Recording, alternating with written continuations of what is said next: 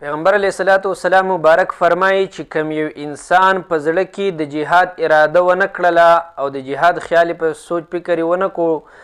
او دا سړی مړ شو، نو دا سړی منافق مړ شو. مقصد دا دی چې یاره هر انسان باندې لازم دی چې دی به د جهاد اراده کوي. او نن سبا ظاهره خبره ده چې په مسلمانانو باندې جهاد فرض دی. رب ذوالجلال دې موږ او تاسو ټول الله د جهاد کې د شریکت توفیق را نصیب کړي. د فلسطین او د شام د خلکو متعلق پیغمبر علیه الصلاة والسلام چې کومې پیشنګویانې ورکړي دي، نو د هغې موږ څه بیان مخکې کړی هم دی او د څو بیان به تاسو د وړاندې اوس کوم. نو انشاءالله تعالی چې ستاسو به نور هم د جهاد سره جذبه په زړه کې پیدا شي او ایمانونه به ورسره نور هم مضبوط شي.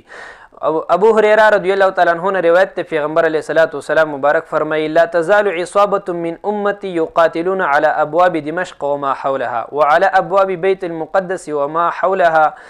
لا يضرهم خذلان من خذلهم ظاهرين على الحق الى ان تقوم الساعه. چې تر قیامت پورې پیغمبر علیه السلام فرمایي د بیت المقدس د حفاظت دپاره، د دمشق د حفاظت دپاره او د دې نه غیر چاپیره به یو جماعت جنګیږي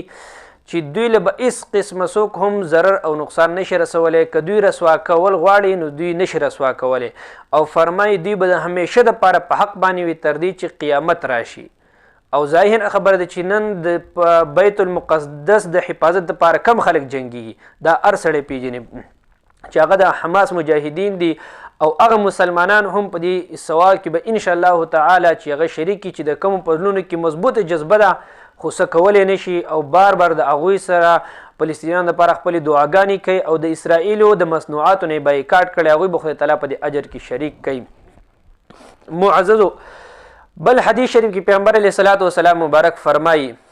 وایي د شام او فلسطین، اردن او دمشق د دې خلک چې دي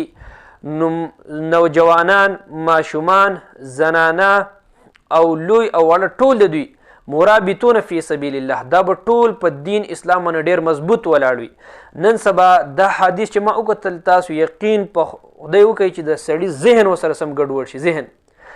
د فلسطین د ماشوم بچي بیان چې سړی واوري چې کوم ایمانی خبرې هغه کړي، کومې د غیرت خبرې،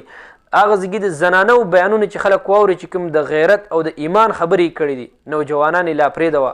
ځوانانو مجاهدین یې لا پرېږدوه، صرف واړه ماشومانان چې هغه وړو ماشومانانو په شان د غیرت او د ایمان بیان د ایټمي طاقت والا مسلمانانو حکمرانان هم نشي کولی. دومره خدا پیغمبر اسلام د مخکې نه دا پیشنګویي ورکړې وه چې د هغوی لوی واړه ماشومان ټول به غیرتیان وي، په دین باندې به کلک ولاړ وي. او